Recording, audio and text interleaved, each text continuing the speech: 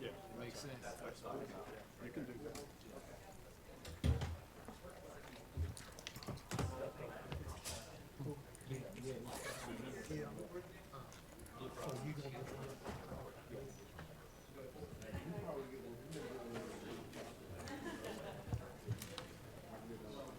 Good afternoon, everyone. Welcome to this Tuesday, February the 18th agenda session.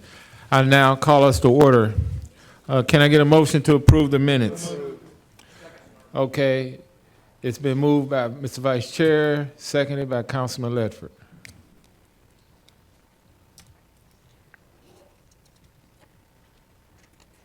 Okay, Madam Clerk, we'll now move on to ordinances on final reading, which has already been read into record. So items 5A, B, C, D, E, F, and G has already been taken care of. Now we'll move on to ordinances on first reading. Please read 6A. An ordinance to amend Chattanooga City Code Part 2, Chapter 38 zoning ordinance so as to rezone property located at 1915 South Greenwood Avenue from M1 manufacturing zone to O1 office zone. Okay, Councilman Ledford. Thank you, Mr. Chairman. I just wanted to say, as Planning and Zoning Chairman, this item was deferred, and I know that Councilman Byrd is not present at the moment, so I do not know where he wishes to move from this point. Well, we'll just hold on. I'm expecting him here to be at 6 o'clock unless you have some specific details you'd like to share with us about this matter. No, sir, not yet. Okay. Thank you, Councilman Ledford. Okay, now, Madam Clerk, let's move on to resolutions 7F. A resolution authorizing and directing the clerk of the council to advertise for public hearing on March 17th, 2020, the de-annexation of a certain parcel adjacent to the current city limits, which is located at 2815 Military Road within the city of Chattanooga in Hamilton County, Tennessee. Thank you. Let's read 7G. A resolution to direct the Chattanooga-Hamilton County Regional Planning Agency to proceed with Area Plan 10 as part of the Strategy for Great Places. Vice Chairman Henderson. Thank you, Mr. Chair. John, could you come up and just address G and H, Area Plan 11 and 10, and Sure. what parts of the city or? Sure, I'd be happy to. Area 10 is the Highway 58 area. It's in the city, so that's including Bonnie Oaks, right there next to Enterprise South, from 153, basically from the edge, of, it does cover parts of Bonnie Oaks next to South Chick, but it goes on out to the city limits next to Enterprise South, and then Area 11 is East Brainerd and Hamilton Place area. Okay. And again, that's just starting those. As you remember, we kicked off doing 5. This is part of that 5 series that we're trying to get done. Thank you, sir. Thank you, Mr. Chair. Thank you, Mr. Vice Chair. Just as a matter of record, would you please read into 7H? A resolution to direct the Chattanooga-Hamilton County Regional Planning Agency to proceed with Area Plan 11 as part of the Strategy for Great Places. Great. There is no departmental report today, so at this time I will turn the chair over to Public Works and Transportation to Councilman Mitchell. Thank you, Mr. Chair.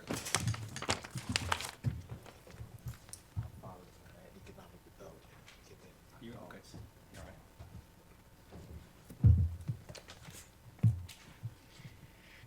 right. Need some approval of the minutes, please. All those in favor say aye. Opposed? Thank you. Looks like we have 2, 3, 4, 5, 6 resolutions for Public Works. Nothing for transportation the next 2 weeks. Mr. Hall.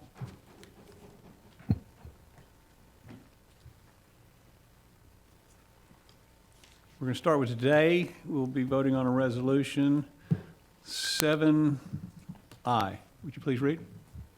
A resolution authorizing the administrator for the Department of Public Works to award contract number E19010 to Tally Construction Ferdinand Peachway widening in the amount of $1,449,059.23, plus a contingency amount of $144,905.92 for a total amount not to exceed $1,593,965.15. Councilman Henderson? No questions, sir. Oh, was that light on there from before? Okay. Well, how about Councilman Ledford? I'll take it, Chairman. Thank you. Hey, Justin, can you give us a little overview and background on this? It's always exciting to see a road with the word widening or repaving associated with it. So this is at the Enterprise South Park, which is why Public Works Department was managing that, this piece. It's a section between, or from Highway 58 to the equestrian stables, entrance to the equestrian area at Enterprise South Park. It includes a turn lane, a staging area for vehicles as a result of the nearby school and the increased traffic there. This has been planned for quite a while, It's I think. been in planning for a long time, yes, sir. That's what I was thinking. Okay, thank you. Thank you, Chairman. Thank you. Okay, next Tuesday, February 25th, resolutions 7G, please. A resolution authorizing the approval of change order number 1 for HDR Engineering Incorporated relative to contract number W16017-101 MBWWTP Solids Process Optimization Implementation Phase 2, a consent decree project for the increased amount of $159,282 for a revised contract amount of $768,129. See no lights, we'll move on to 7H. A resolution authorizing the approval of change order number 4 to CDM Smith relative to contract number S15016-101 East Lake Water Quality Improvement Project for an increased amount of $87,000 for a revised contract amount of $768,800. Councilman Oglesby. Excuse me? Not just messing with you.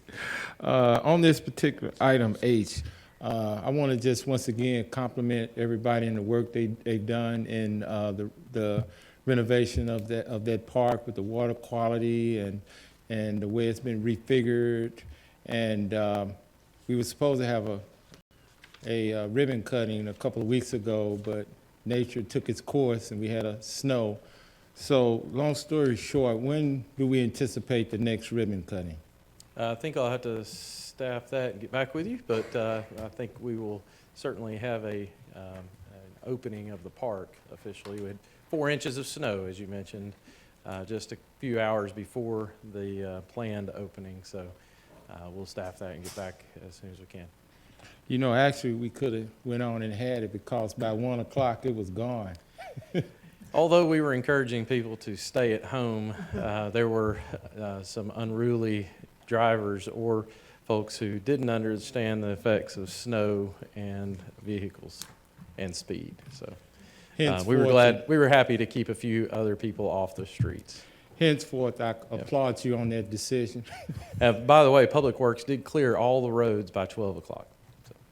Okay. With the help of Mother Nature and 40 degrees. Yeah, I'll get ready. The sun didn't have We're anything just trying to to do take with our it, right? accolades whenever possible. Thank you, Justin. Yes, sir. Thank you. Thank you, Mr. Chair. Thank you. All right, we'll move now to 7I.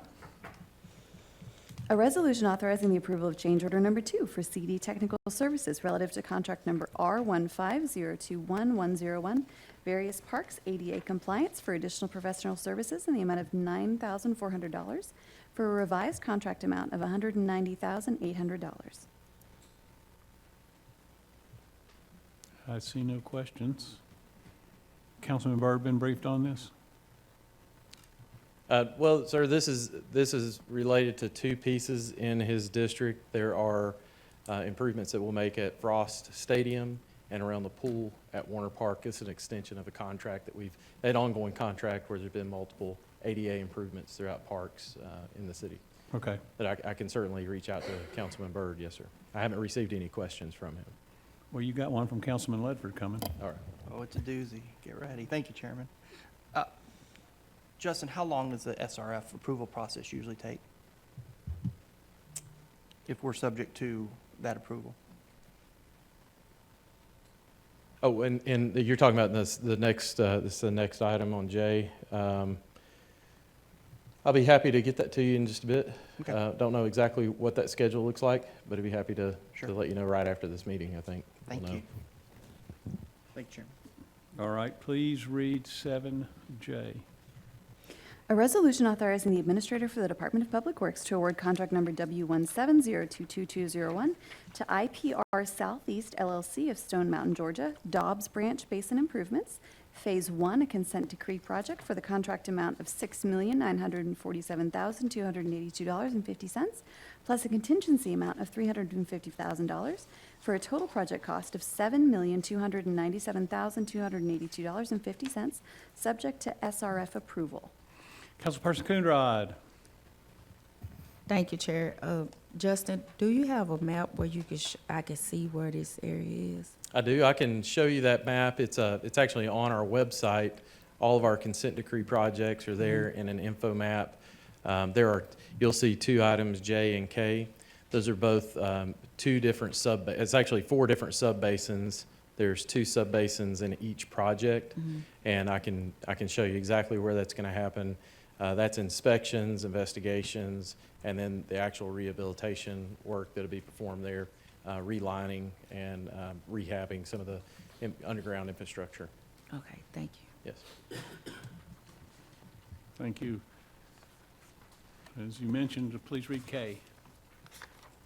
A resolution authorizing the administrator for the Department of Public Works to award contract number W17022201 to IPR Southeast LLC of Stone Mountain, Georgia, Dobbs Branch Basin Improvements, Phase 2, a consent decree project for the contract amount of $9,148,525.50, plus a contingency amount of $450,000 for a total project cost of $9,598,525.50, subject to SRF approval. Okay, I see no lights. Are there any questions for Mr. Holland? Not related to the agenda? If not, we will move on to Economic and Community Development, and I believe Chairman Oglesby is going to handle that today. Yes, sir. We are adjourned, Public Works and Transportation.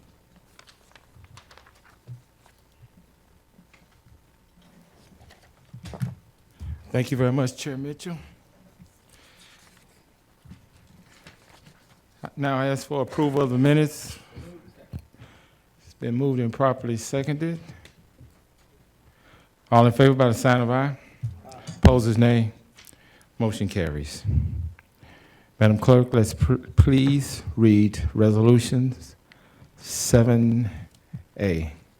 A resolution authorizing the mayor or his designee to negotiate a donation agreement with the Ames Center Incorporated for the donation of property located at 1815 East Main Street for the development of 60 units of permanent supportive housing contingent upon the property being accepted into the Tennessee Department of Environment and Conservation Brownfield Voluntary Agreement Program, and the Ames Center Incorporated being awarded financing from the Tennessee Housing Development Agency.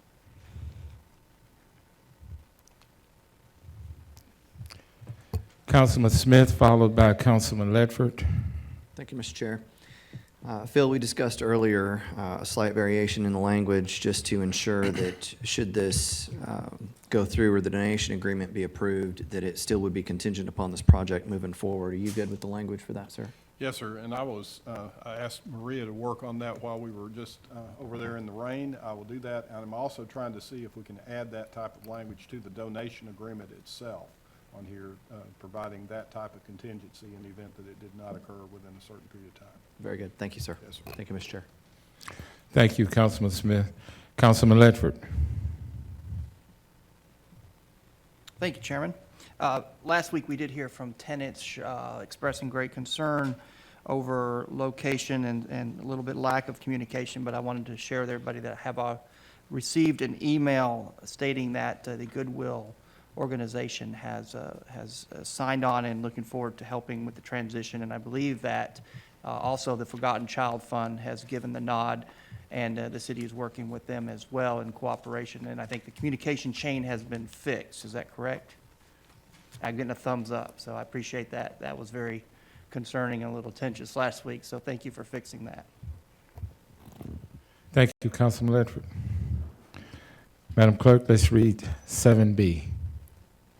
A resolution authorizing the mayor or his designee to apply for and, if accepted, enter into the Tennessee Department of Environment and Conservation Brownfield Voluntary Agreement Program as it relates to property located at 1815 East Main Street.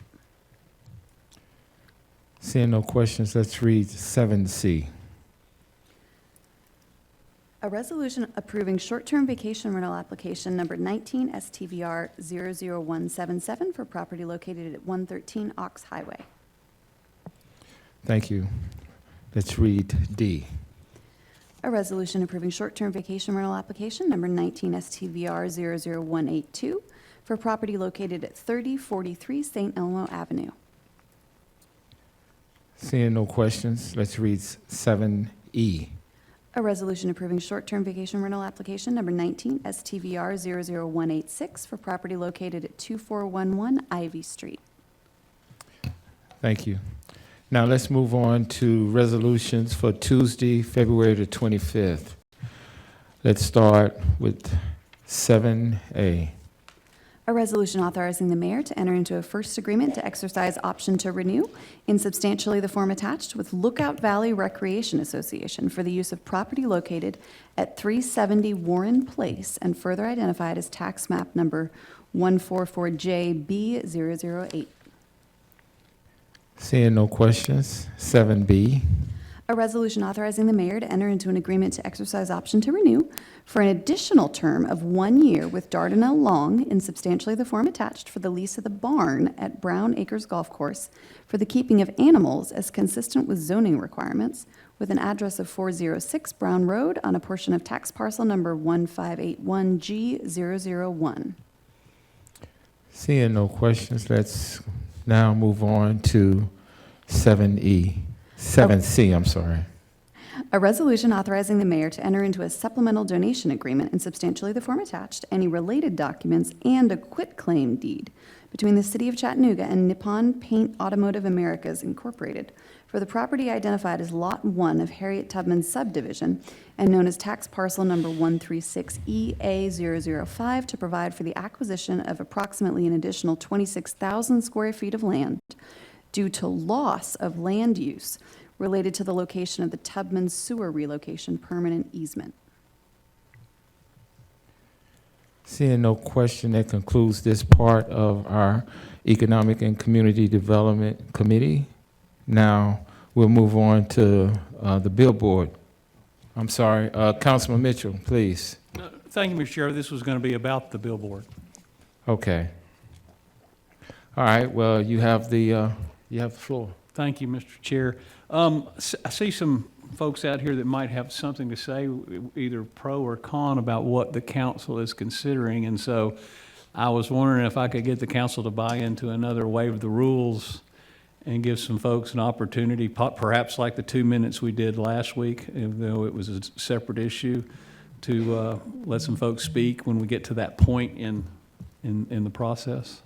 Councilman Mitchell, I think that is a great idea. If that is the will of the council, to waive the rules, to give those an opportunity to speak for 2 minutes on this matter. Okay. All in favor? Aye. Thank you very much, council. Mr. City Attorney, would you please get us started off here? If you're wanting to speak this evening for the council here on this topic, please come to the microphone up front that's provided for that purpose. You can only speak one time a day concerning this matter, but please come forward and speak for 2 minutes at this point in time, which has been allowed, unless you get additional time from the chair. Thank you. Is there anybody who would like to address the council? We see a few people in the audience. Just please feel free to come to the podium, and we'll be happy to hear from you.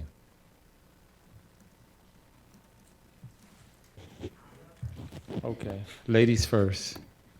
Hi, I'm Nicole Watson with Waller Law Firm representing Reagan Outdoor Advertising.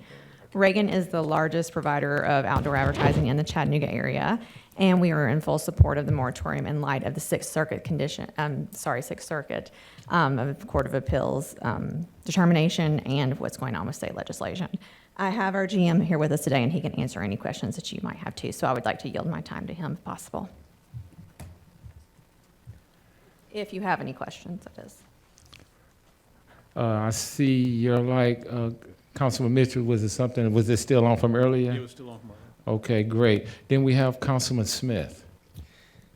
Thank you, Mr. Chair. If anybody else would like to comment, I'm happy to yield until that point, but I was going to request that the city attorney actually give us an update on where we are with this ordinance. Yes, sir. As that may be pertinent to comments that they would like to make. Yes, Great sir. minds, yeah, he was just getting ready to do that. Be glad to do that. Thank you, Councilman Smith. There's been a ruling by the Sixth Circuit Court of Appeals in a case called Thomas versus Bright in 2019 that ruled the Tennessee State Billboard Act to be unconstitutional at this point in time. Main problems with that statute that the court looked at was the aspect of whether it was content-based or not in connection with advertising regulations. Because of that, I believe the definitions section in the Chattanooga ordinance would have to be substantially rewritten in that regard. That's been in effect since 2004 here in our ordinance. This 2019 provision is also relying upon a United States Supreme Court decision that occurred a couple of years before that here versus Reed versus the City of Gilbert on there. So thought we needed to look at those provisions.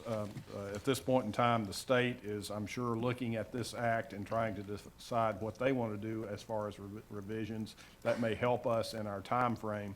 The ordinance that would be involved is a temporary moratorium at this point in time, basically to halt the acceptance and processing of applications for any new off-premise advertising signs in the city, and to halt construction or installation of any new off-premise outdoor advertising signs which have not been submitted for inspection or permitting at this point in time, and to halt the conversion of existing signs and poster paper outboard signs to new electronic advertising. It does not have any effect on someone just changing the face on a billboard at this point in time. And we put in this provision that this will continue in effect for 180 days from the date of adoption unless there is some change by the council, or if there has been a change by the legislature in that regard of the state law, which we could be able to adopt. So that's the provisions that we've added at this point. Thank you. Vice Chairman Henderson. Thank you, sir. Mr. Attorney, I asked last week, why we would need to pass a moratorium. Well, that's that's using a sledgehammer. It's a pretty harsh tool. Yes, sir. Anytime a council puts a moratorium on something, your response was it could open us up to lawsuits. Yes, sir. In essence, has this Supreme Court ruling made our ordinance null and void? It's made us participating in this at our own risk at this point in time of anyone that would be denied a permit by us for reasons under our ordinance, and that is our concern. Just want to make sure that the Sixth Circuit Court of Appeals is the federal court that determines things on constitutionality under the First Amendment. Here in this area, if there's a federal court case, it goes to Cincinnati, Ohio, to the Sixth Circuit Court of Appeals. That court has ruled that the Tennessee state law is unconstitutional. So if our definitions are based upon language in that state law, we would be at risk. Yes, sir. So you're saying that if we continued with business like we've been going and we denied someone, Yes. that is what's going to open us up to a lawsuit? Yes, is sir. because we've restricted somebody from doing something that they wanted to do. Based upon the content of that information that would be involved. Yes, sir. Do you see any other way around passing a moratorium? I am up for any changes. If the legislature is going to give us something pretty quick on here, that would work. I'm sure they are looking at that aspect. I'm sure they're also looking at the aspect of whether they want to appeal this case to the United States Supreme Court, but I don't know where they are.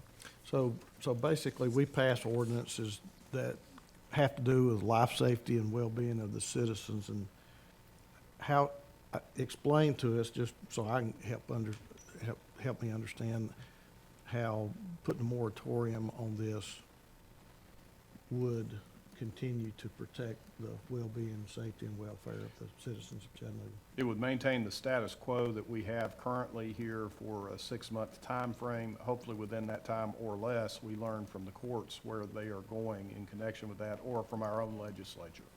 And that maintains the health and safety and welfare of our citizens. Okay. Yes, All sir. right, thank you. Thank you, Mr. Vice Chairman. Councilman Smith. Thank you, Mr. Chair. Phil, we discussed some language that could better define, at least in the interim, Yes, sir. what an off-prem sign versus on-prem sign would be. And rather than getting into the same situation that was determined to be unconstitutional with having to look at the language on the sign, it was more suited to whether or not that sign was generating revenue. So is that something that you've had a chance to review yet, and how that might give us an opportunity to pass something, even if it is a moratorium to some degree on brand-new signage, and I prefer for a shorter period of time, as I have a feeling the state's working pretty hard on this. And I have no objection to, and I've put in the provisions, if the state has made some change to it, then we can look at it much quicker than that. So Okay. I added that after last week. So as far as the definitions, The have problem you, is sign in our ordinance. The sign definition is incredibly broad in that regard. I think that's where we're going to need to have to make some changes. The on-premise and the off-premise is not really as big of a problem as what we determine a sign is, because it does actually talk about the content that might be involved, whether it's an announcement, advertisement, attention, arrest, or warning, or designation of any person, firm, or organization. It's pretty broad in how it looks at what is the content of a sign. And that's where I think the changes would need to be made. And I have no objection to looking at different language for that, but that's the problem right now. so Phil, I sent you some language. Okay, sir? Okay, so if you haven't seen it yet, that's fine. Yes. That's something that we can discuss. But Right.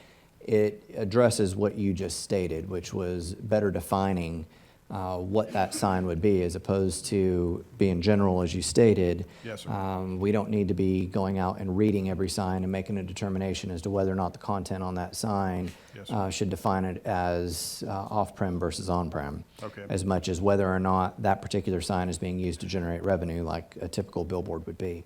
Okay. As opposed to a sign in front of, a new sign or an old sign in front of a business Right. that's being erected based on our standards and everything else in the permitting process.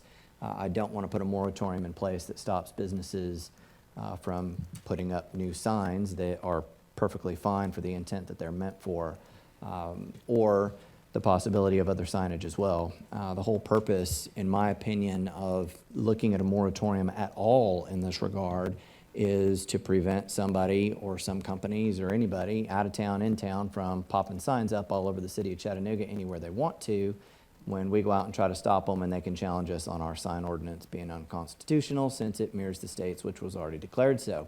Yes, sir. So I understand the need of doing something. I just don't want to be putting businesses out of business who are operating the way the city would like them to, in order to stop some from operating in ways that we don't want them to. Yes, sir. So if you haven't looked at the language yet, that's a conversation you and I can continue to have after this. I just wanted to make sure that you had it. And I've got an outdoor advertising device on there, and that has good language in it that we can try to Okay. follow. One problem with our ordinance, which was adopted in 2004, is that it has basically 13 different articles that refer to different types of signage. So we're going to have to look at that as to whether we need to make some revisions to some of those sections. But we can definitely change the definition section, which is in the code right now. It defines what is a sign, and that's under section 3.2 of the code on here. We can work on that and make that revision. But I think it's going to take more than just that one definition. We'll have to look at some other sections. Okay. Thank you, sir. Yes, sir. Thank you, Councilman Smith. Councilman Ledford. Thank you, Chairman. A couple of items have been covered. One was the recreating for the sign definition. So I'm glad we were covering that item. The other item was what modifications, Phil, do you think that we can look at in order to avoid a moratorium, which could be crushing to smaller businesses. I understand a big business could probably survive that just fine. Yes. But as a small business owner, I got to look out for the little guy, and gal in the sign business. So I think that's important, as I see some of them represented here today. So is there a process in which we could put in a special permit process to add layers of protection during a temporary time frame instead of going to a full moratorium? The concern I guess I've got in that regard is we have definitions in our code about what is a billboard, what is a sign. If we're allowing people on their premises to do that, which is what I've tried to do in the revisions here, to not regulate anything that's going on the premises where that building operation is occurring or the advertising is occurring in that location, that's what exception I've tried to give you in that regard. It's only applying to those things that would be off-premise at this point in time. And effectively, we're trying to give leniency to the billboards about changing their colors in that regard until we get more. So that's what I've tried to do to this point. But I really think we really need to have some guidance, either from the legislature or from a court. Somebody to shoot up amongst us would be nice. Okay, well, John, Phil, I think I would really highly encourage that we look at every alternative versus a moratorium. I think Yes, this could be a substantial blow to some of the sign companies here in this city that have plans moving forward, and I would like to make sure that we exhaust every effort before we place something that could have a huge unintended consequence to local businesses that not only pay taxes but employ folks in this city. Yes, sir. Thank you. Yes, sir. Thank you, Councilman Ledford. Is there anybody else on the council who would like to speak? Is there anybody in the audience that would like to speak?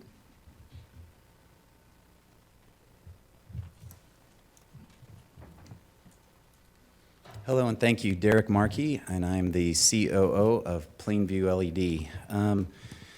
Heavily involved in the community, have 4 children, run a digital sign company. We supply digital signs to local billboard operators, regional billboard operators, national billboard operators, and also supply on-premise signs, digital signs to churches, TVA, banks around the area.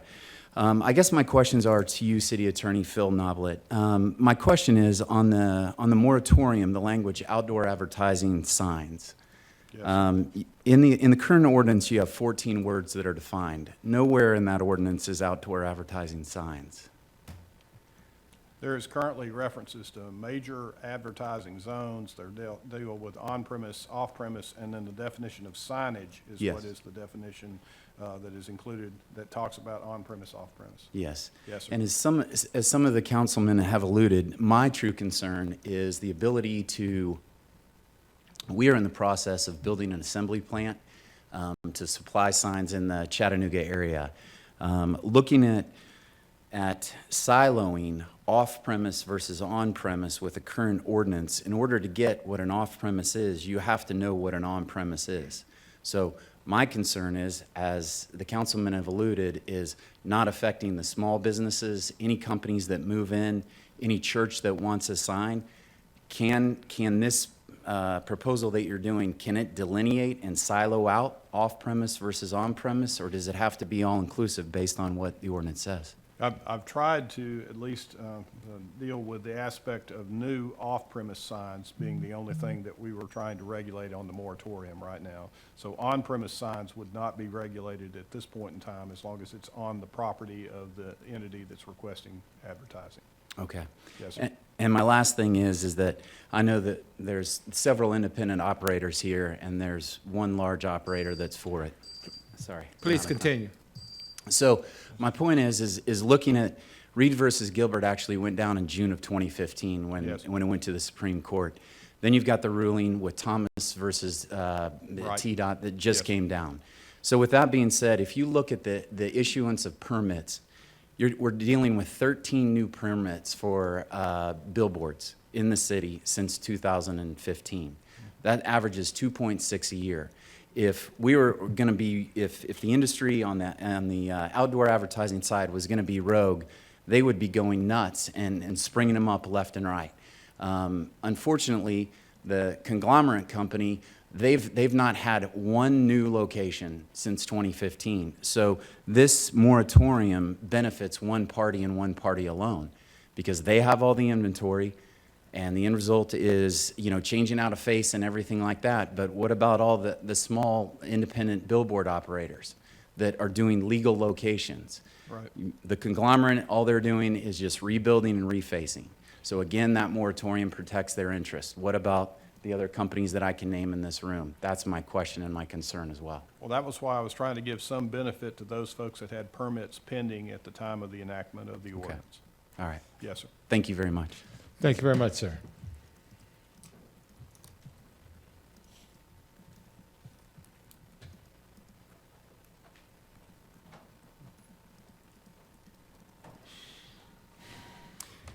Hi, my name's Matt Richmond.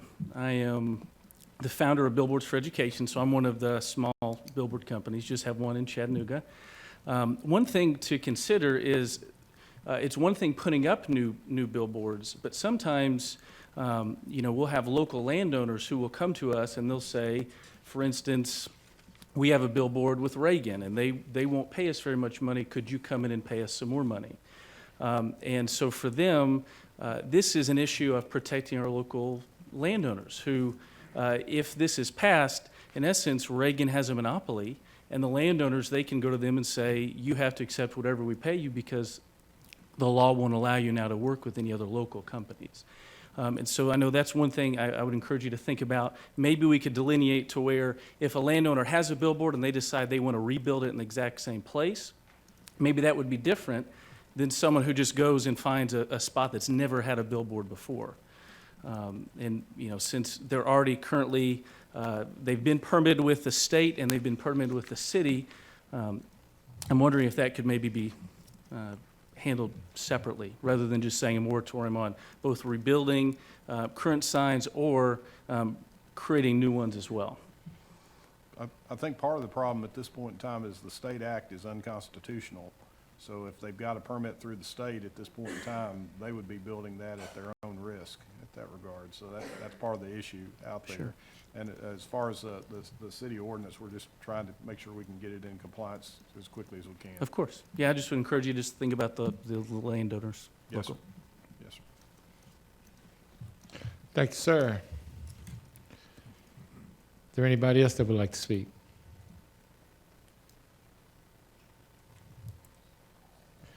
Seeing none, is there anything you'd like to close us out with?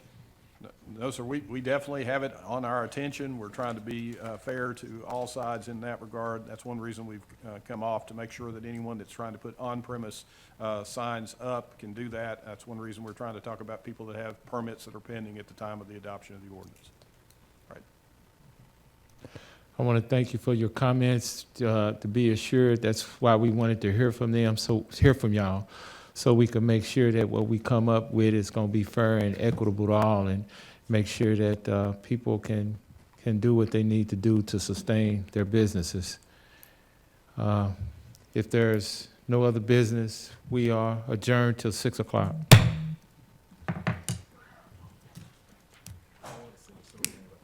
Oh, I know, parking those things out there. Yep. We can't deal with the content of the